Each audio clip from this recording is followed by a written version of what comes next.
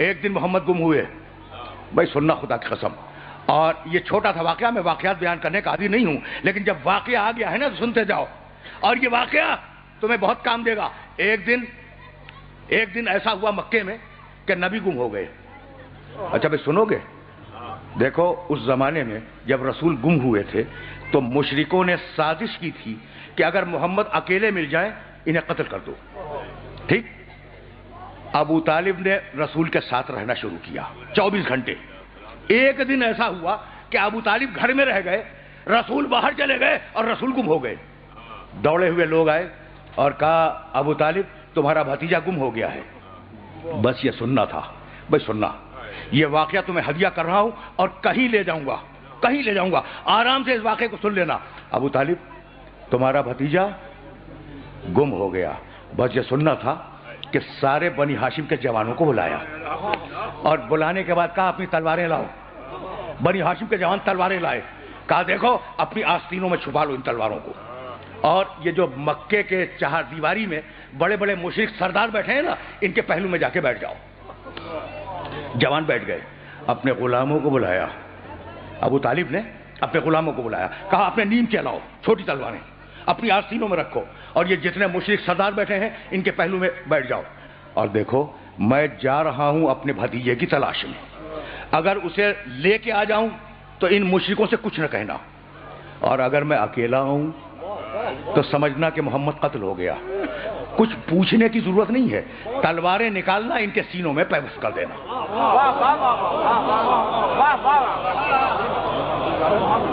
کن کے سینوں میں؟ مشرکوں کے. کہا کس نے؟ ابو طالب نے. ابو طالب نے کہا مشرکوں کے سینوں میں تلواروں کو پیوست کر دینا. یعنی ابو طالب اور ہے, مشرک اور ہے. پہنچ رہی ہے نا بات؟ اب ظاہر ہے کہ واقعہ بیان کروں گا اور پھر واپس جاؤں گا مقام محمد کی طرف, لیکن جملے سنتے جاؤ. یہ جملے بہت کام آئیں گے. سارے جوان بیٹھ گئے, سارے غلام بیٹھ گئے. چلے ابو طالب 2 افراد کو لے کر پیغمبر کو ڈھونڈنے کے لیے. ان 2 افراد کے نام تاریخ میں موجود نہیں ہیں.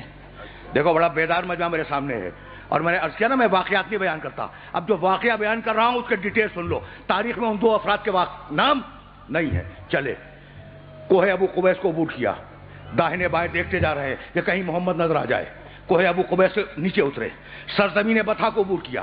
سرزمین بطحا کے بعد پھر ایک پہاڑ پہ چڑھے, محمد کو داہنے بائیں دیکھا موجود نہیں ہے. سرزمین بطحا سے نیچے اترے تو دیکھا ایک مسطح پہاڑ پر محمد نماز پڑھا رہے ہیں, ان کے پیچھے علی نماز پڑھ رہے ہیں.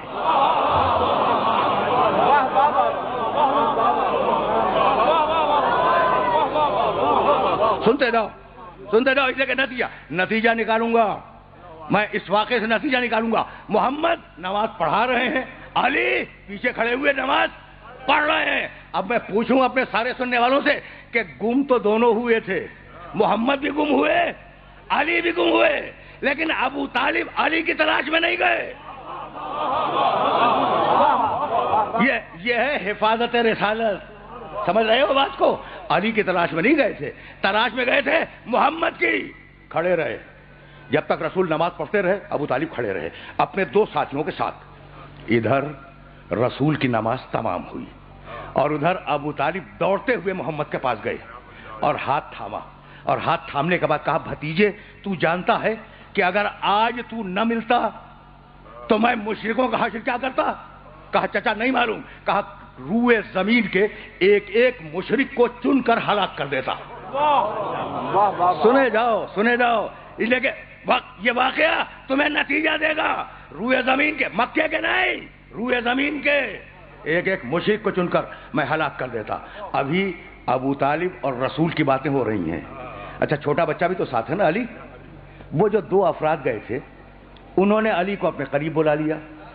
دیکھو تم اپنے شہر میں بھی جب کسی چھوٹے بچے سے بات کرتے ہو تو اس کے لیول پہ اتر کے بات کرتے ہو, ہے نا؟ بچوں سے بچوں جیسی بات ہے. اب انہوں نے علی کو بچہ سمجھا, کہا میاں ذرا قریب آنا. علی قریب آ گئے. کہا یہ تم کیا کر رہے تھے؟ رسول کے پیچھے نماز پڑھ رہے تھے نا. کہا علی یہ تم کیا کر رہے تھے؟ جانتے ہو بچے نے جواب کیا دیا؟ کہنے لگا, بچہ کہنے لگا میں وہ کر رہا تھا جو میرا رسول کر رہا تھا. وہ کر رہا تھا، میں وہ کر رہا تھا جو میرا رسول کر رہا تھا۔ کہا تمہارا رسول کیا کر رہا تھا؟ کہا اللہ کی نماز پڑھ رہا تھا، میرا رسول اللہ کی نماز پڑھ رہا تھا۔ تو ایک مرتبہ شوخی میں، بچوں جیسی باتیں، شوخی میں علی سے کہنے لگے کہ تم نے نماز پڑھنے کے لیے، اللہ کی نماز پڑھنے کے لیے اپنے باپ ابو طالب سے اجازت لے لی تھی؟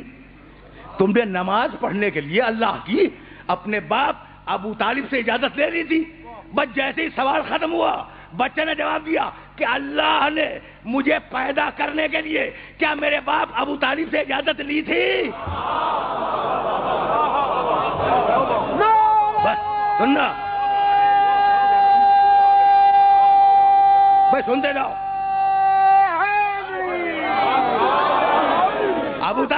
ابو طالب یہ جواب سن کر مسکرائے اور مسکرا کے کہنے لگے ابو طالب کا بیٹا ہے، ابو طالب کا بیٹا ہے۔ یہ کہہ کر محمد کا ہاتھ تھاما، ساتھ چلے، سرزمین بطحا کو عبور کیا، کوہ ابو قبیس کو عبور کیا، مکے کی چہار دیواری میں آئے۔ وہ جو بڑے بڑے مشرک سردار بیٹھے تھے، انہوں نے ابو طالب کے چہرے پر جلال دیکھا۔ اس مرحلے کے لیے میں نے زحمت دی تھی، اس پورے واقعے کی۔ ابو طالب کے چہرے پر جلال دیکھا۔ وہ بڑے بڑے سردار، مشرکوں کے سردار کہنے لگے کہ اے سردار بنی ہاشم، یہ تمہارے چہرے پر جلال کیسا؟ یہ جلال کیوں ہے؟ ابو طالب نے کہا بتاؤں کہ میرے چہرے پر جلال کیوں ہے؟ یہ کہہ کر بنی ہاشم کے جوانوں کو اشارہ کیا، تلواریں نکالو۔ بنی ہاشم کے جوانوں نے تلواریں نکالی، اپنے غلاموں کو اشارہ کیا، نیمچے نکالو۔ جوانوں نے نیمچے نکالے۔ کہا میں گیا تھا اپنے بھتیجے محمد کی تلاش میں، اگر محمد نہ ملتا تو یہ ساری تلواریں تمہارے سینوں میں پیوست ہو جاتی۔ یہ کہہ کر ابو طالب نے ایک شعر پڑھا، اور اس شعر کو اپنے سننے والوں کی خدمت میں ہدیہ کر رہا ہوں۔ علم تعلمو، کس سے کہہ رہے ہیں؟ مشرکوں سے۔ علم تعلمو انا وجدنا محمدن نبیا کا موسیٰ خط ذالک فی الکتب۔ کیا تمہیں نہیں معلوم، مشرکو تمہیں نہیں معلوم کہ ہم نے محمد کو موسیٰ جیسا نبی پایا؟ ہم نے بھائی سننا ابو طالب کا شعر سننا۔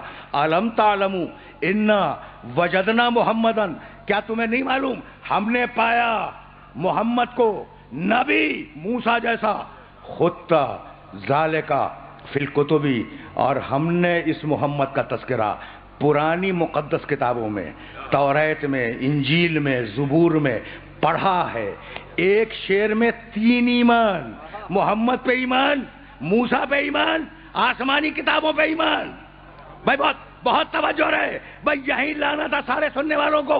ابو طالب نے کہا علم تعلمو، پھر سننا، علم تعلمو انا وجدنا محمدن نبیا کا موسیٰ۔ ابو طالب نے کہا محمد موسیٰ جیسا نبی، محمد موسیٰ جیسا نبی۔ اب جملہ سنو گے، اور اگر جملے کو یاد رکھ سکو تو یاد رکھنا۔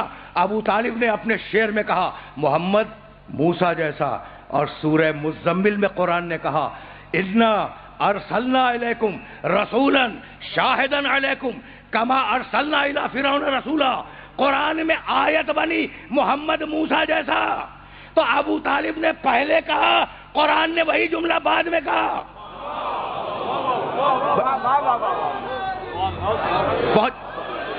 پہنچ رہی ہے بات؟ روکوں گا نہیں، اس لیے کہ مجھے واپس جانا ہے۔ اور اب سننا ابو طالب نے کہا محمد موسیٰ جیسا، قرآن میں سورہ مزمل میں آیت بنی محمد موسیٰ جیسا۔ اچھا یہ بتاؤ کہ یہ جملہ ابو طالب کا تھا، لیا قرآن نے، یا جملہ قرآن کا تھا، لیا ابو طالب نے؟ بہت پڑھا لکھا مجمع میرے سامنے ہے، اور اس کے سامنے ایک سوال پیدا کرنا چاہ رہا ہوں میں۔ ابو طالب نے کہا محمد موسیٰ جیسا، قرآن میں یہی آیت بنی محمد موسیٰ جیسا، تو جملہ یا تو ابو طالب کا ہے، قرآن نے لے لیا، یا جملہ قرآن کا ہے، ابو طالب نے لے لیا۔ تو یہ جملہ ابو طالب کا تو ہو نہیں سکتا جسے قرآن لے لے۔ تو مسلمان یہی کہے گا کہ بھئی جملہ قرآن کا تھا، لے لیا ابو طالب نے۔ تو اب مسلمان سے ایک سوال کروں کہ بھئی ابھی سورہ مزمل تو اترا نہیں؟ پہنچ گئی بات میرے محترم سننے والوں تک؟ ابھی سورہ مزمل تو اترا نہیں، تو یہ ابو طالب کو آیت کی خبر کیسے ہو گئی؟ بھائی ہے نا سوال؟ تو بس اتنا معلوم کرو کہ نزول سے پہلے قرآن تھا کہاں؟ تو قرآن تھا لوح محفوظ میں.